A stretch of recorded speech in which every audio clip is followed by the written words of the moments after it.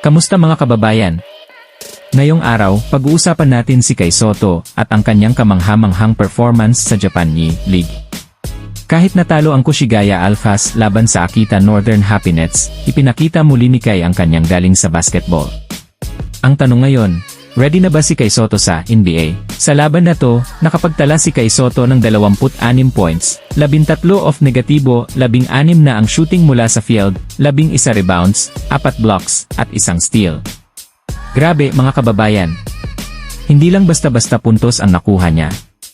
Ipinakita niya ang kanyang all-around game na talaga namang world class. Kaya't kahit natalo ang Kushigaya, marami ang naniniwalang malapit na niyang maabot ang pangarap niyang makapasok sa NBA. Sa taas niyang 7-3, napakabilis niya sa court. Mapapansin na mas aggressive si Kai ngayon pagdating sa pag-attack sa rim. Nakikita natin ang kanyang improvements hindi lang sa pag-score kundi pati sa depensa. Isipin nyo, 4 na block ang ginawa niya, patunay lang kung gaano katindi ang kanyang shot blocking ability. Yan ang malaking asset na maaring dalhin ni Kai sa NBA. Pero syempre, hindi lang talento at height ang kailangan para makapasok sa NBA. Importante ang consistency at leadership. Sa bawat laro ng Kushigaya, napapansin ang maturity ni Kai. Hindi siya natitinag kahit anong sitwasyon ng laban. Kahit hindi sila manalo, patuloy siyang nagpapakita ng dedication at focus, qualities na hinahanap ng mga NBA teams. Kitang-kita rin ang suporta ng mga fans sa Japan.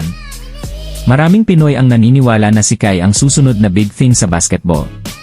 Iba talaga ang karisma niya sa court, at nakakatuwang isipin na kung ganito siya maglaro ngayon, ano pa kaya ang kaya niyang ipakita sa NBA level. Mga kababayan, malayo na ang narating ni Kai Sotto, at kitang-kita ang potensyal niya na makapasok sa NBA. Kaya patuloy lang tayong sumuporta sa kanya, ipagdasal natin na makuha niya ang kanyang pangarap at magdala ng karangalan sa ating bansa. Anong tingin nyo, ready na ba si Kai Sotto sa NBA? I-comment nyo sa ibaba at huwag kalimutang i-like at i-subscribe para sa mas marami pang updates tungkol kay Kai. Salamat sa panonood at kita-kits sa susunod na video.